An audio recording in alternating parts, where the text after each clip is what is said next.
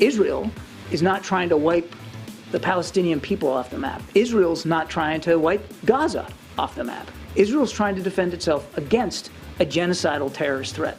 So when we're going to start, if we're going to start using that word, fine, let's use it appropriately. Speaking of that, I'm sure you saw the op-ed piece that the president wrote for the Washington Post over the weekend, laying out how the world faces an inflection point right now.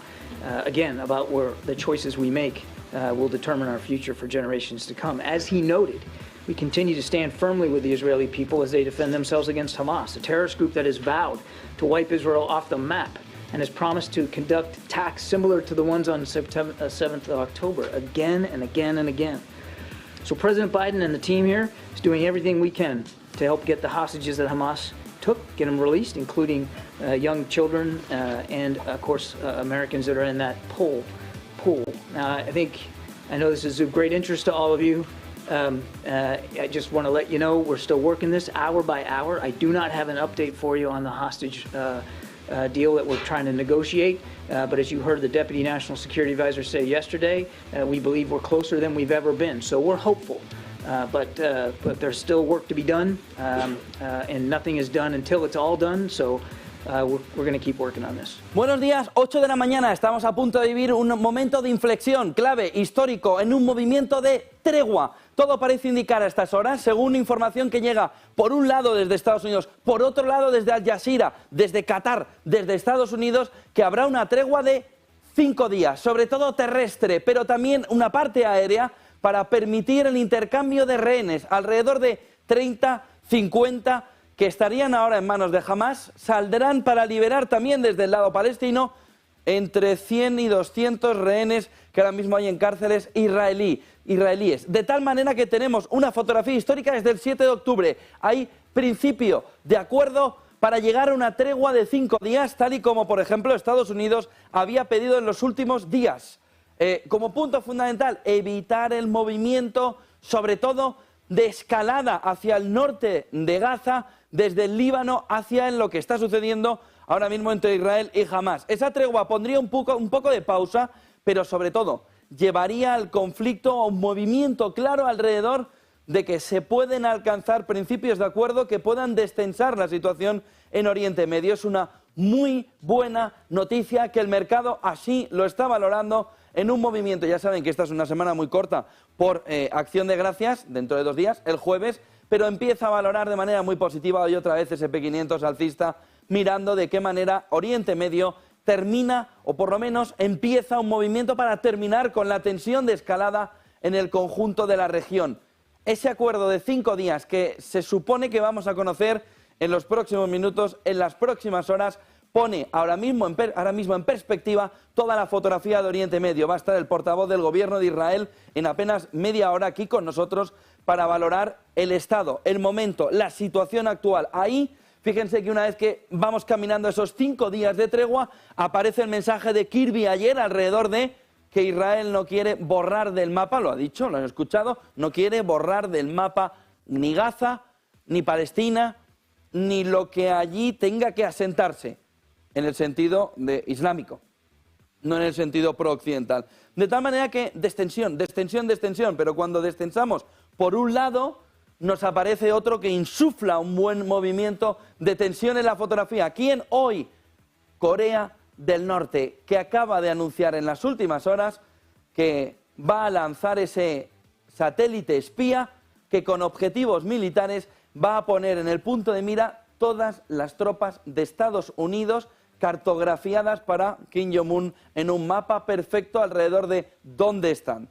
Lo que ya ha generado la respuesta contundente, por ahora verbalmente, de Japón, que apunta a que si esto se produce, su respuesta, todavía no conocida, tendrá que ser en la misma proporción de tensión.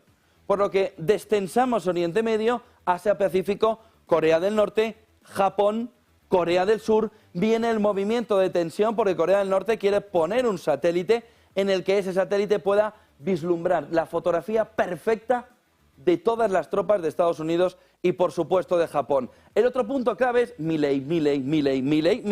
Primero claves del día y luego una información exclusiva alrededor de cómo va a dolarizar la economía de Argentina, que necesita cuál es su plan, cuánto dinero en dólares tiene que poner encima de la mesa. Enseguida se lo contamos. Antes, claves del día que vienen muy relacionadas con ese acuerdo en el que Israel y Hamás ya están cerca de alcanzar la tregua, 5 días de pausa, a cambio de que Hamás devuelva rehenes. Bien, Israel va a tener que poner encima de la mesa el intercambio de rehenes para cerrar esa negociación. Y en Argentina, Milei ya ha puesto encima de la mesa la clave fundamental alrededor de dónde va a traer una parte del dinero. Privatización, privatización, privatización, privatización, privatización, privatización.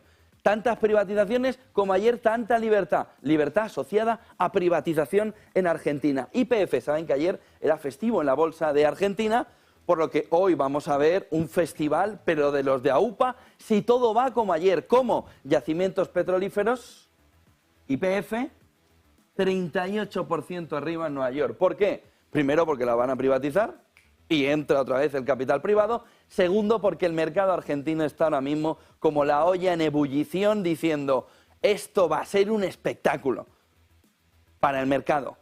Sacar y entrar dinero, sacar y entrar dinero. Ojo, ojo, porque la jornada de hoy puede ser histórica.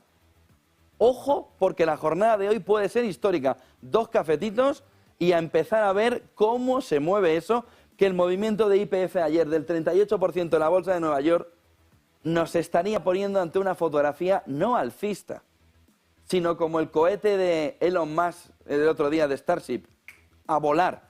En este entorno, privatización, lo primero será YPF y la radiotelevisión pública, quiere quitar gasto que considera que es superficial y que el sector privado puede hacer incluso mejor que el sector público, por lo que nos vamos al polo opuesto de lo que estábamos viendo, de la intervención a la liberalización absoluta.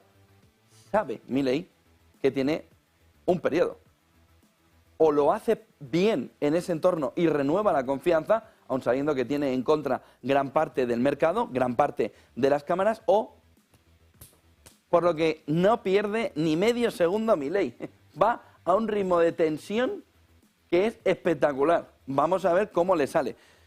Corea del Norte, como les he dicho, acaba de anunciar sus planes de lanzar un satélite espía por tercera vez este año. Japón alerta. Ojo que toda esta fotografía tensiona todo el Asia-Pacífico, que era uno de los pocos lugares que ahora mismo estaba, bueno, tensionado por Taiwán, China, pero solo le falta un movimiento más. Parece que ese movimiento viene en forma de satélite espía. El Banco Central Europeo no le está gustando el movimiento del mercado. Ahora le explicamos esto. Amenaza con más subidas de tipos de interés si el mercado sigue apostando por recortes inminentes. Se lo explico. Por un lado, Euribor baja del 4 en la jornada de ayer, llega al Banco Central Europeo y dice, ¿dónde vas? ¡Sube, sube! ¿Por qué? Porque lo que piensa el Banco Central Europeo es que no hace un movimiento de última subida, como la FED, porque el mercado ya está haciendo el resto. Oiga, voy a pedir el préstamo. ¿Dónde va? ¿Pero qué préstamo? Pero usted pague. Y además cada vez más caro. Pero más no. De tal manera que el mercado está viendo cómo se relaja el tightening, el endurecimiento monetario de segunda ronda. Es decir, ellos suben los tipos de interés, la banca comercial hace el resto. Esa parte final que viene reflejada por el mercado, que dice, no, el 10 años español, el 10 años alemán, esto tiene que contenerse a la baja. ¿Por qué? Porque el Banco Central Europeo va a bajar tipos de interés. ¿Qué dice el Banco Central Europeo? Como me sigas tomando el pelo al mercado, hago más subidas de tipos de interés. Y entonces cambia la perspectiva. ¿Por qué se vio ayer? Por el Euribor. Cuando el Euribor rebaja el 4%, pasa el 4% hacia abajo, el Banco Central Europeo dice, ey, que no voy a bajar tipo de interés. ¿Por qué? Porque en el discurso está la clave. En un discurso clave alrededor de que esa bajada de tipos de interés no se va a producir tan pronto, sino que más largo, más tiempo. Más alto, más tiempo. Más alto, más tiempo. Y el Banco Central Europeo ve que el mercado está diciendo, ¿pero qué más alto, más tiempo? ¿Qué te crees? ¿Powell? ¿Lagarde? No, tú vas a tener que bajar los tipos antes, dice el mercado. De tal manera que empieza a haber un pivote que no lo ha hecho el Banco Central Europeo, pero que el mercado ya lo va viendo. ¿Cómo? Adelantando expectativas. Oiga, es que usted no va a aguantar. ¿Por qué? Mira Alemania, pero si usted está con la economía europea hecha unos zorros. Esto tiene que pivotar hacia abajo. Y el Banco Central Europeo dice, como me sigas tomando el pelo, entonces voy a tener que hacer más recortes. Voy a tener que hacer movimientos más de subida para evitar tus recortes. De tal manera que el mercado apuesta por recortes inminentes, el Banco Central Europeo, que quiere que se mantenga la presión en el tightening secundario, es decir, no el suyo, sino como efecto del movimiento del alza de tipos del Banco Central Europeo, que los bancos comerciales sigan apretando. Aprieten, aprieten, aprieten. No, no, no. Es que lo que están diciendo es que el inversor me dice que me está tomando el pelo, que esto está haciendo así. Y ayer salió el Banco Central Europeo, primero para coger el 4% de Euribor y hacer que no, que no, que no, que no, sube. Y luego para decirle al mercado, me estás cambiando el plan. Como me cambies el plan, subo tipos. Casi todos los empleados de OpenAI, de la antigua compañía donde presidía Sam Altman, amenazan con irse a Microsoft además, si la junta de la compañía no se detiene. No se detienen ellos. Lo ideal sería... Pero la revuelta que hay ahora mismo en OpenAI o en OpenAI es brutal, ChatGPT, alrededor de un movimiento en el que ven que una vez que se vaya Sam Altman a Microsoft, ya ni Microsoft parece que apueste por un valor muy importante alrededor de esa participación en OpenAI y solo tienen que ver que está Wall Street en máximos o volando hacia los máximos, pero con un movimiento de subida muy fuerte, con Microsoft en máximos históricos por un nombre. Sam Altman, fichaje estrella de Microsoft en toda esta fotografía. Viene el hombre clave de la inteligencia artificial. Por cierto que en resultados de Nvidia vamos a ver también las perspectivas 2024 de nuevos chips. Argentina, Milei, el plan Milei. Miren, en exclusiva le podemos traer de fuentes cercanas al equipo económico de Milei qué y cómo se va a hacer la dolarización de la economía argentina. ¿Cuál es el plan Milei? Aquí lo tienen. Le diría negro sobre blanco, pero tenemos más colorines aquí que nada. Entonces, bien escrito, bien puesto, este es el plan de Milei para dolarizar la economía. Ojo, porque estas son todas las claves que les traemos en exclusiva de cómo Milei va a hacer la transición hacia una dolarización de la economía. ¿Cuánto dinero necesita? ¿Cómo lo va a sacar? ¿Qué es lo que va a hacer? ¿Y quién va a financiar la fiesta? ¿Cuánto dinero, cuántos dólares necesita Milei para dolarizar la economía?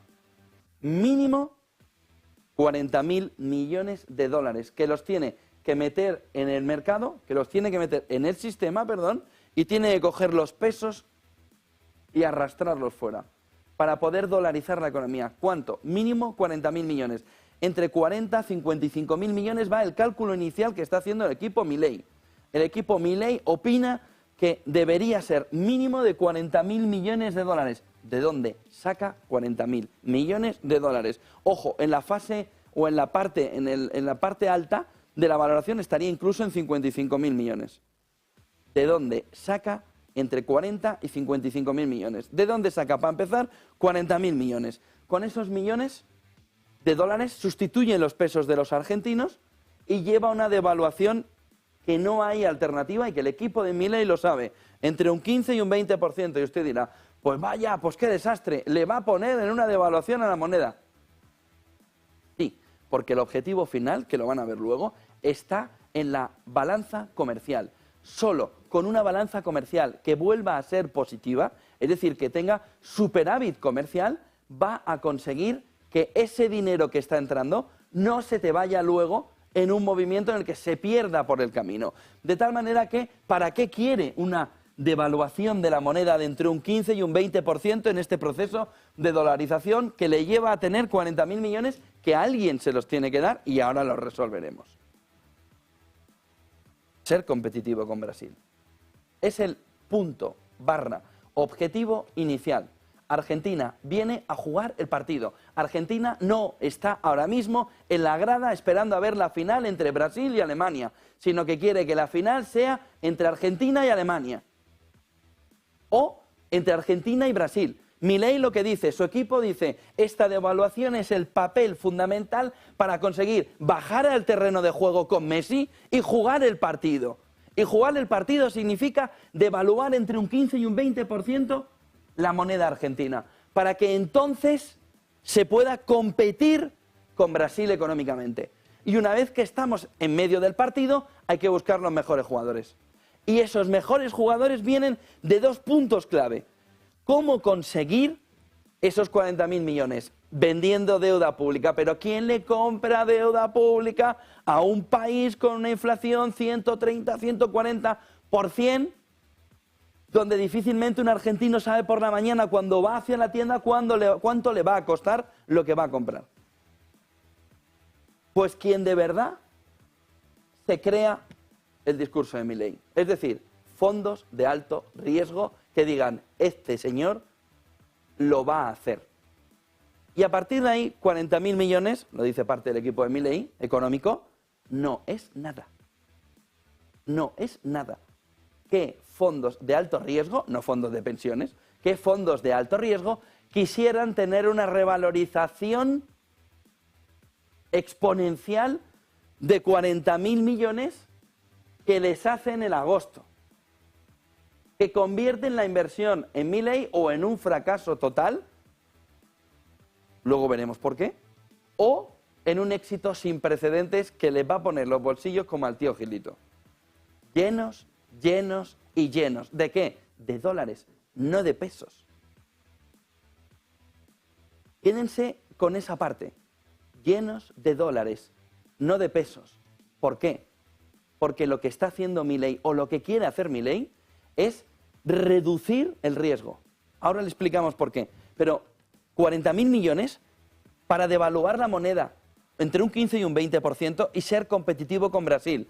Que sale bien la jugada, 55.000 millones. Cuanto más, mejor. ¿Por qué? Porque da más sustento a la economía argentina. ¿Cómo lo consigue? Vendiendo deuda pública. ¿Quién lo compra? Grandes fondos que confían en Milei. Miren la siguiente diapositiva. A partir de aquí, ¿por qué confían? Si creen que puede estabilizar la economía, que ahora mismo es un desastre absoluto, y esta clave fundamental. Se elimina el riesgo de cambio. ¿Por qué muchos fondos de alto riesgo no estaban comprando deuda de Argentina?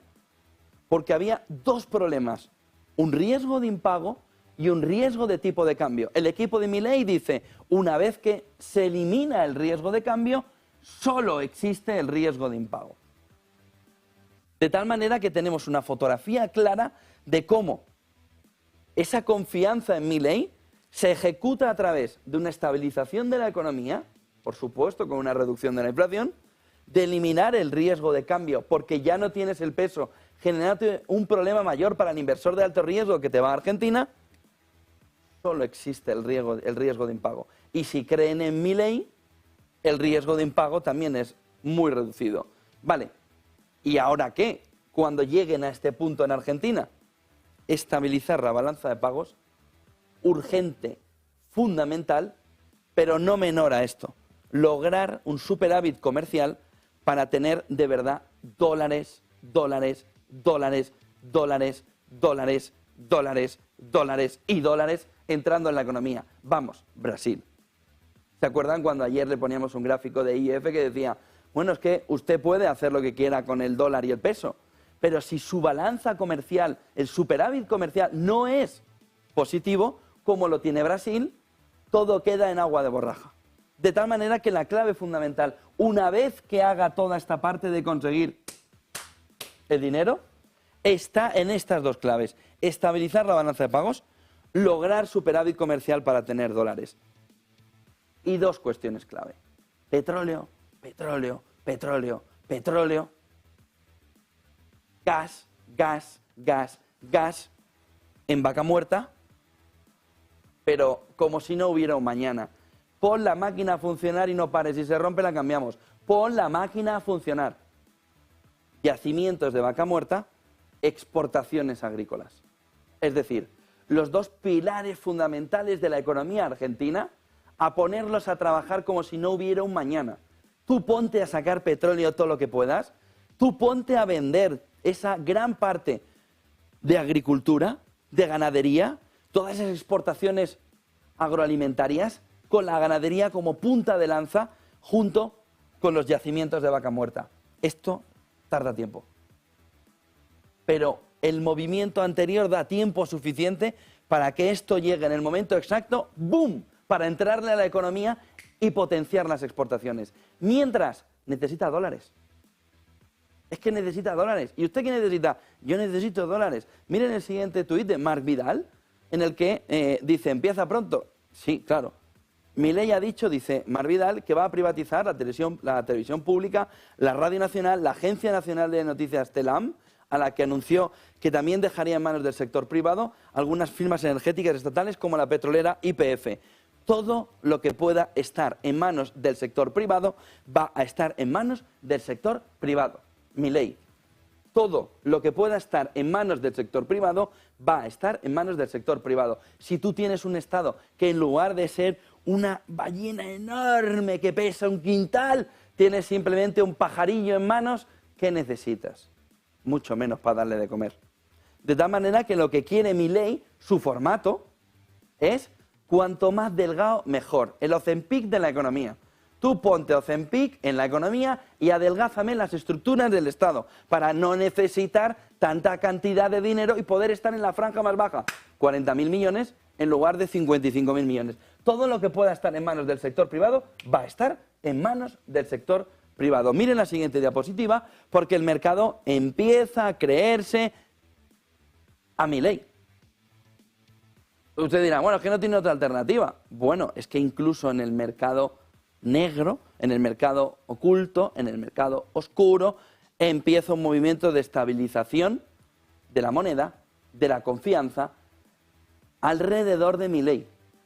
Empieza un movimiento en el que se empieza a ver que incluso en el mercado oculto, en el mercado negro, en el mercado de ese intercambio monetario, hay una estabilización clara tras la confianza que empieza a haber, por lo menos de 100 días, a ver hasta dónde llega Milei. Y no lleva ni uno ahora mismo. Miren el siguiente gráfico, que nos marca también esta mañana de qué manera Argentina con China, esa balanza comercial es ahora mismo deficitaria y es el punto principal sobre el que hay que empezar a gestionar toda esta fotografía, que son las exportaciones de Argentina con China. Punto fundamental, clave, para el movimiento que también se está viendo con Brasil.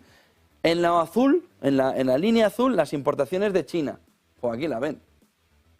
Miren la diferencia con las exportaciones. ¿Esto qué genera? Un déficit con China enorme que refleja que ahora mismo la solución por donde tiene que ir el movimiento alrededor de intentar arreglar la balanza comercial, de intentar arreglar ese superávit comercial, no tiene otro camino que las importaciones-exportaciones con China, tal y como ha conseguido y ha hecho, en este caso, Brasil. De tal manera que tenemos una fotografía clara en la que tiene además el punto de partida, importaciones, exportaciones, China. Como no arregle esto, es que no hay nada que hacer.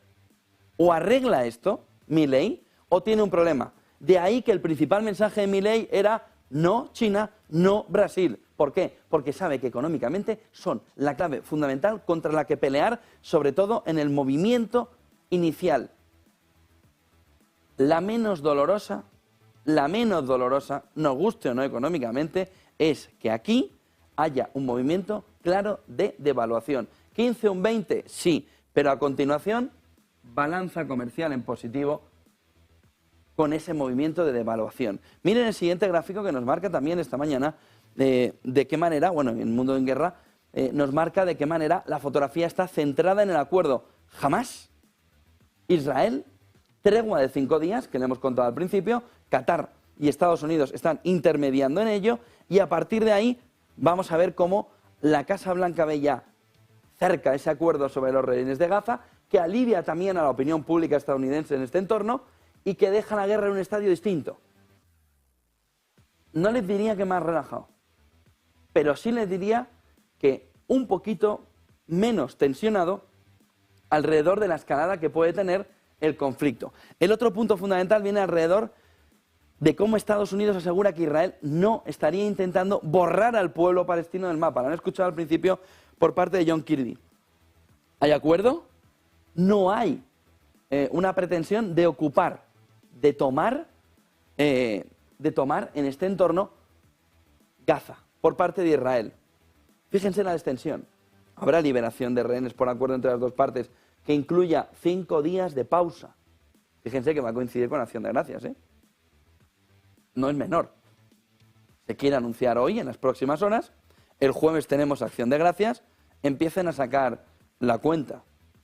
Miércoles, jueves Acción de Gracias, viernes resaca de Acción de Gracias, sábado y domingo. Y el lunes vuelta. Pero fíjense en la fotografía. 5 días que empiezan en un entorno de Acción de Gracias clarísimo. 8:25 de la mañana, Borrell dice que el secuestro de un buque que le contamos ayer por parte de Houthis es un peligro para la seguridad marítima internacional. Ojo, porque se empieza a poner la foto también alrededor de cómo puede ser un problema, de cómo puede afectar, de cómo puede impactar en la seguridad marítima internacional lo que sucedió por parte de ese buque secuestrado por los Houthis. Borrell dice que esto pone en un serio peligro la fotografía del transporte marítimo internacional. Estados Unidos anuncia un nuevo envío de armas a Ucrania valorado en $100 millones, en ese movimiento que también anunció ayer John Kirby. Y en la guerra de Ucrania también tenemos como Finlandia dice que reaccionará con decisión y con contundencia en la frontera con Rusia. Que nos está un poquito al lado, ¿no?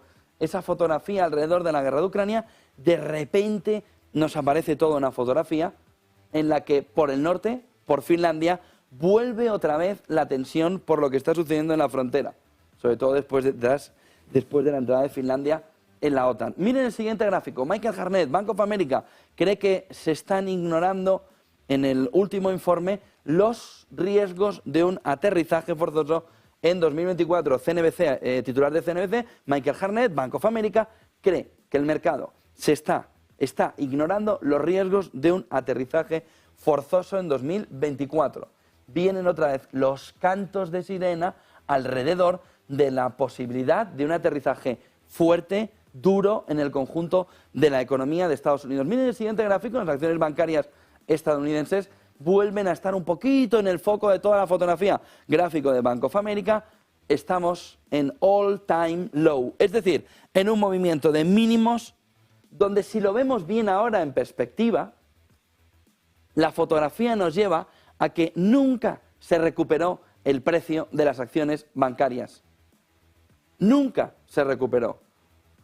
1986 se llevan un golpe, es decir, la gran banca no tiene tanta fuerza contra la banca regional, va cogiendo fuerza, banca regional se desploma, banca regional vuelve a llevarse un golpe, banca regional vuelve a llevarse un golpe, banca regional, en el fondo, nunca se recuperó. Nunca se recuperó. Según Moody's, los principales bancos estadounidenses acumulan ya pérdidas no realizadas por 650.000 millones de dólares. Repetimos. Moody's dice que los principales bancos estadounidenses acumulen, saquen la calculadora, 650.000 millones de dólares en pérdidas no realizadas.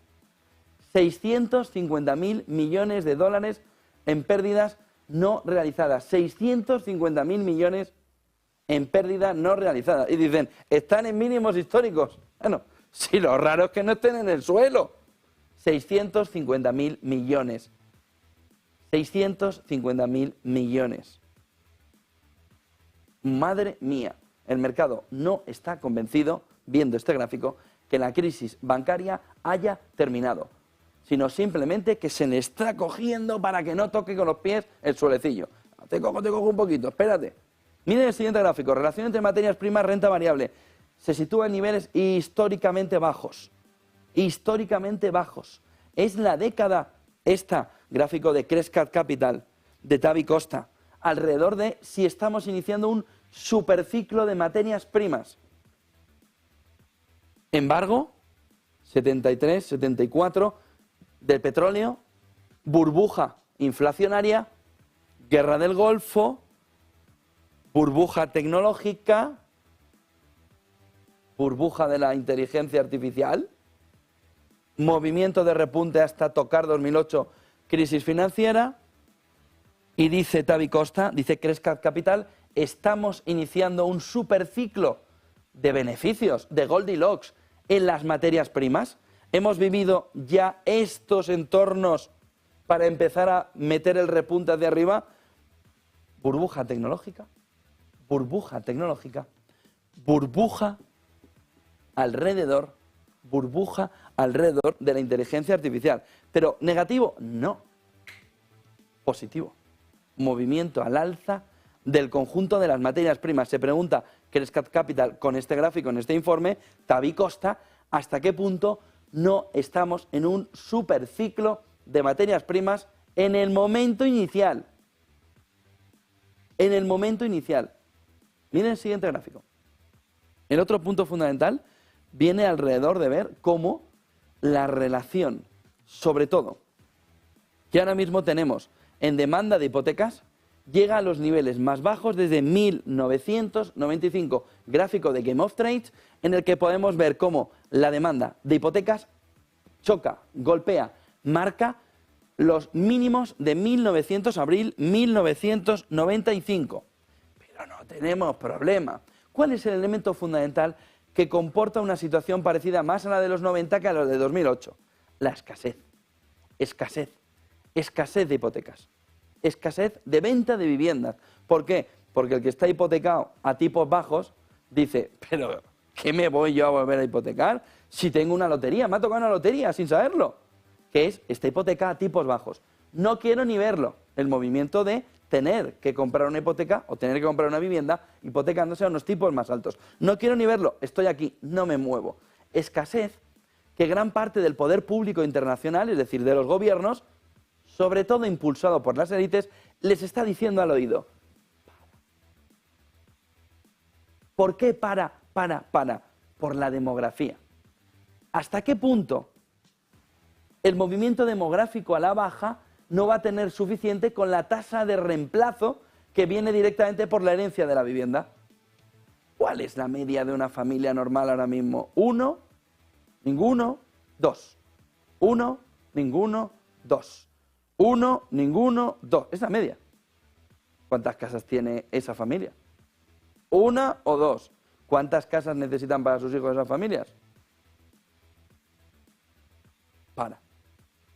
¿Y qué es lo que se está viendo? Un movimiento, que lo tendremos que ver a más largo plazo, en el que ahí vemos cómo la escasez de vivienda va a jugar un papel fundamental ahora, pero no en el medio plazo, donde la presión sobre la compra de una vivienda prácticamente va a desaparecer en este entorno. Y vamos a ver cómo la demanda de hipotecas no va a ser la clave fundamental, va a ser la herencia. Esperar hasta la herencia en este entorno. A partir de aquí, fíjense en el gráfico de Game of Trades, tenemos la demanda de hipotecas en Estados Unidos marcando mínimos de 1995. Gran repunte de las materias primas. Miren el siguiente gráfico. El oro frente a otras divisas que no son el dólar. Gráfico de Crescat Capital, Tavi Costa. Oro en euros, máximos. Oro en libras, máximo. Oro en yuan, máximo. Oro en el won coreano, máximo. Oro en el cambio con el yen japonés, máximos. Oro con el dólar australiano, máximos. ¿Cuál es el punto clave aquí? Si A, B, C, D, E y F son igual a crecimiento y la E es el dólar, ¿qué le falta a la E? Un movimiento también en el que alcance máximos en este entorno. De tal manera que tenemos una fotografía clara de que el oro también camina, fíjense, en todas las divisas máximos. ¿Qué va a suceder contra el oro? Máximos en este entorno. Enseguida le damos algún detalle más de gráficos a estas horas. 8:34 de la mañana. Eileon Levy, portavoz del gobierno israelí. Muy buenos días. Muy buenos días. Gracias por invitarme a esta entrevista. ¿Cuál es la situación, cuál es el momento para esa liberación de rehenes? Se está hablando desde Estados Unidos, se está hablando también desde Qatar, de la cercanía de un acuerdo que lleve a una pausa de 5 días y también a la liberación de rehenes. Me voy a explicar en inglés para que me entiendan. Look, there are sensitive negotiations that are taking place. Human lives hang in the balance, and so I can't comment. We, of course, want to bring back our 240 hostages. We are demanding their return. There are children there. There is a 10-month-old baby who has been held for 46 days now by Hamas. There is a 3-year-old girl whose father was murdered in front of her eyes. She's terrified, and we want to bring her home. Of course, these are very sensitive negotiations, and I think the less I say on TV, the better, and hopefully we will have good news. ¿Podría haber una tregua sin la liberación total de rehenes israelíes en manos de Hamas?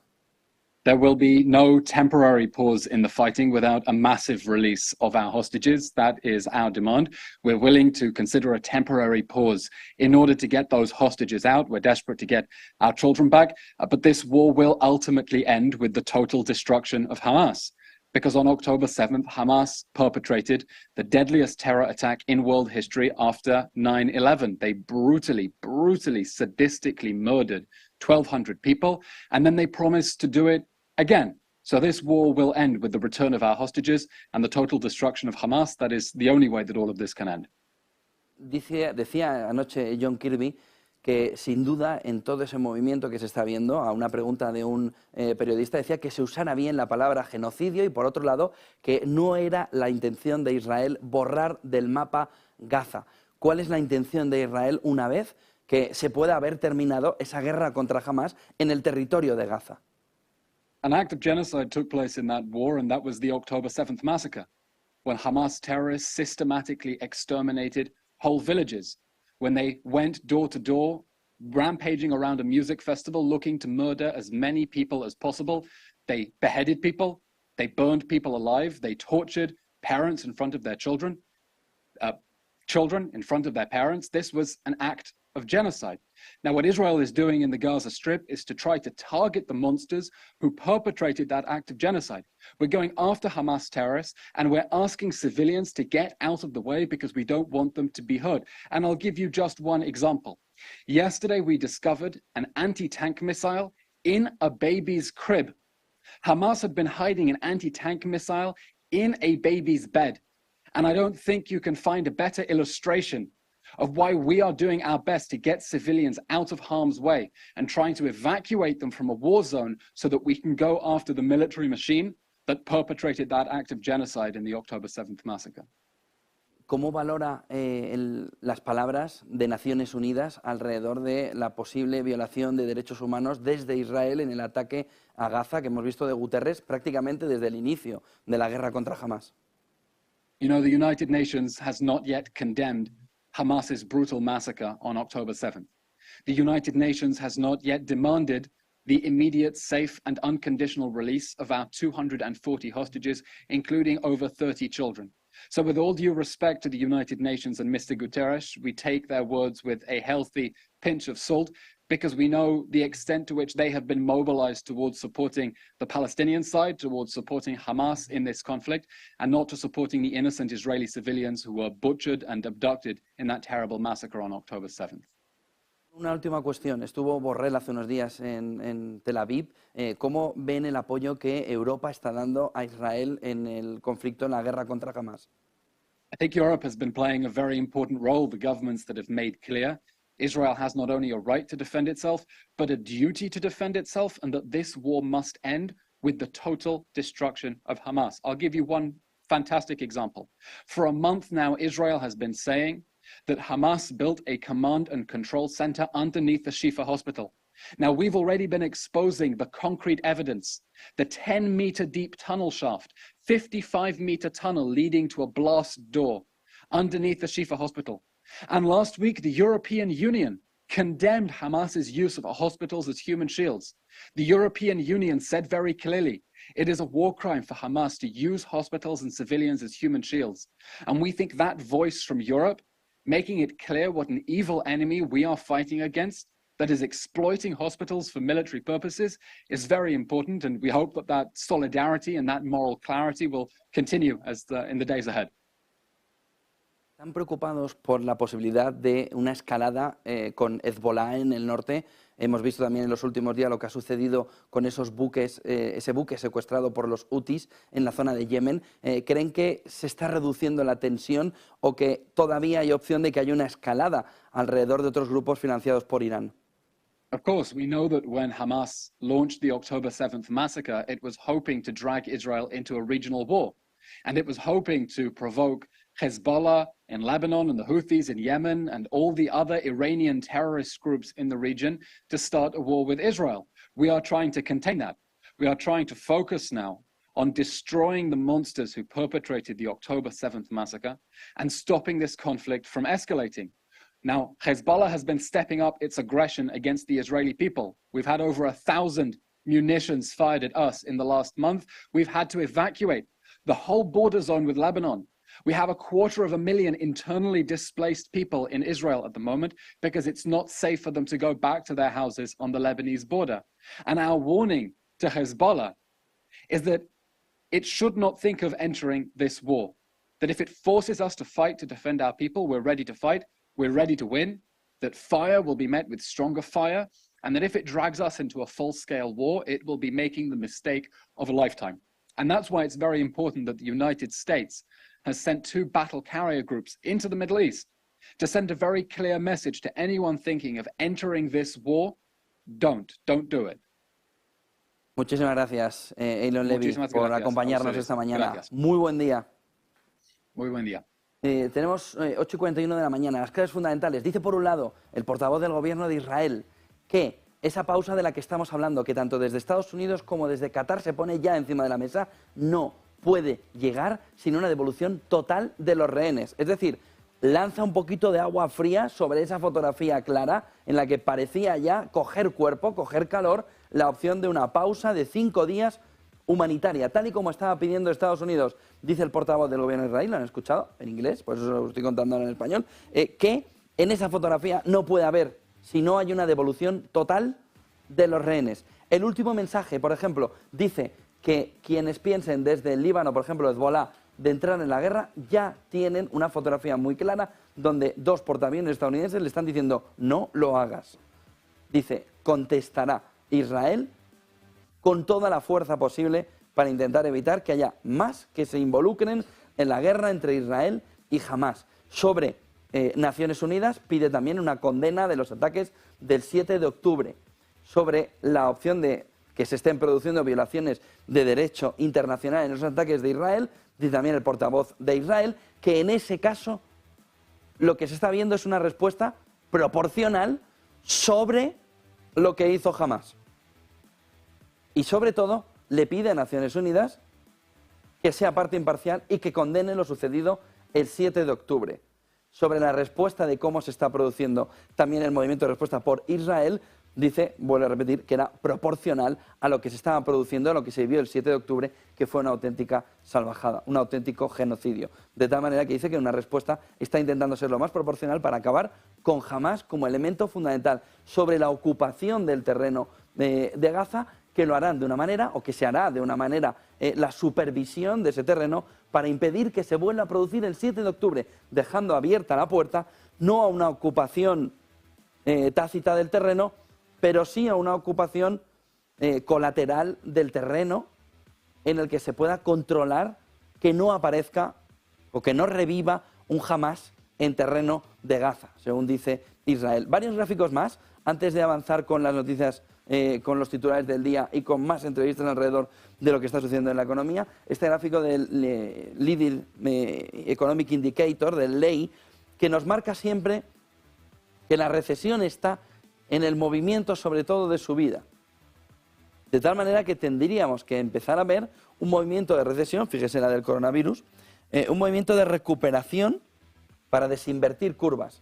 No se está produciendo ese movimiento. El último dato en octubre cayó un 0,8% intermensual. Es esta puntita de aquí del final del gráfico que nos marca un territorio en negativo. Profundamente negativo, está en el menos 7,6%, en territorio de recesión, pero no en territorio, como sí parecía empezar a verse, de desinversión de la curva, de tal manera que esa desinversión, empujando a los leading indicators, nos estarían diciendo que el movimiento de recesión está llegando de una manera clara con el movimiento de desinversión. Miren el siguiente gráfico, que nos marca también esta mañana de qué manera la inflación en términos mensuales estaría marcando el 3,2%. Había mucho gap entonces, hace 2 meses, 3 meses, entre la inflación que daba el gobierno, en este caso 3,2%, y la inflación en tiempo real, la Truflation, que nos está marcando este indicador. ¿Qué es lo que nos estaría poniendo encima de la mesa? Un movimiento en el que se están acortando los ratios de distancia entre la que da el gobierno y la que va viendo Truflation. ¿Qué significa? Nos estamos quedando en el 3%. El más alto más tiempo es necesario como poco para volver al 2%, porque ya no hay fuerza desinflacionaria en los últimos datos y nos estamos acercando a la tasa, al tipo, al ratio que nos está marcando ahora mismo el gobierno estadounidense. Es decir, ya no hay fuerza desinflacionaria. Esta fuerza ya se ha perdido. Estamos en un movimiento de volver a caer, pero después de haber recuperado. Estamos otra vez en el 3%. Y no, parece fácil, como pueden ver aquí, que cuando se está en el 2% no haya una fuerza inflacionaria. Pero fíjense, porque hay una nueva utilidad que pone el gráfico de Truflation, miren el siguiente gráfico, que nos marca la inflación acumulada. Aquello de no está bajando la inflación, está dejando de subir, pero sobre unos términos salvajes. Esta es la inflación desde enero de 2020 acumulada por un hogar en Estados Unidos. 23,54%. O a usted le han subido el sueldo un 23,54% desde el coronavirus, o usted tiene una erosión en su presupuesto familiar, pero salvaje. Imagínense una empresa que no puede transmitir costes inflacionarios al cliente. ¿Puede reducir casi un 25% el margen de la compañía? 23,54%. Esta es la inflación acumulada que tenemos en esta fotografía. Esta es la inflación acumulada que está viviendo Estados Unidos y, por supuesto, Europa, donde, por ejemplo, en Reino Unido este dato es superior al 30%. Y, por supuesto, en España, donde nos siguen diciendo que la inflación cae. No, no cae, deja de subir, pero claro, empieza a subir menos desde esos términos, lo cual es una auténtica salvajada. Inflación acumulada desde enero de 2020, 23,54%. Aquí hay un movimiento de las élites y de los gobiernos para darle un bocado al bolsillo del contribuyente a cambio de una reducción de deuda que calme la tensión de deuda que estábamos viviendo. Pero de una manera salvaje, 23,54%. Es la inflación acumulada en Estados Unidos desde enero de 2020. Es más del 30% en Reino Unido. Es prácticamente más del 30% en casi toda Europa. Es una salvajada. Que no le tomen el pelo. La inflación no está bajando. Se está conteniendo desde máximos. Desde un subidón espectacular del 23,54% en Estados Unidos. Miren el siguiente gráfico, porque tenemos siempre dosis, ¿no?, de realidad aumentada, pero en el sentido de las sanciones de la guerra de Ucrania. ¿De qué manera las sanciones a Rusia, en el fondo, mucho de boquita, poco de acto? Gráfico de IF, países bálticos que apoyan enérgicamente a Ucrania en su lucha contra Rusia, pero cuando se trata de hacer lo que tienen que hacer, las cosas no van muy bien. Las exportaciones directas a Rusia y las indirectas a través de Asia Central, en el fondo, nunca cayeron en la Unión Europea. Y las palabras, en el fondo, solo cuentan cuando de verdad los actos van relacionados con esas palabras. Lituania, Letonia, Estonia, en un comportamiento en el que las exportaciones a Rusia siguen altas, no están en cero y siguen siendo la puerta de entrada para Rusia de determinados productos. Lo hemos visto en Kirguistán, con, por ejemplo, movimientos a través del sector automoción. Miren lo que está sucediendo con entradas, sobre todo de Europa hacia aquí, para que desde aquí se llegue, sobre todo al entorno de Rusia. Hay que hablar sin tomarle el pelo al ciudadano. Si tú quieres estar en contra de lo que está haciendo Rusia en Ucrania, lo que no puedes tener es esta doble moral. Y si la tienes, entonces tus palabras valen lo mismo que un papel mojado. Miren el siguiente gráfico. Quien no tiene ningún problema en decirlo es Turquía, que es que además le importa un comino. Los países occidentales tienen grandes desviaciones comerciales hacia Asia Central para desde Asia Central volver otra vez a Rusia. Los turcos les da lo mismo, a Erdogan les da igual. Las exportaciones directas a Rusia están incluso aumentando. Y a través de Asia Central están también aumentando. De tal manera que Turquía, que es otra historia distinta, está viendo cómo las exportaciones directas a Rusia suben y mucho, y además el desvío del comercio a través de Asia Central también sigue aumentando masivamente. ¿Por qué? Porque ha visto que tiene ahí una oportunidad de desarrollo económico descomunal en la relación con Rusia. Que no le importa nada, pero por lo menos no es un cínico económico. Hablando. 8:49 de la mañana.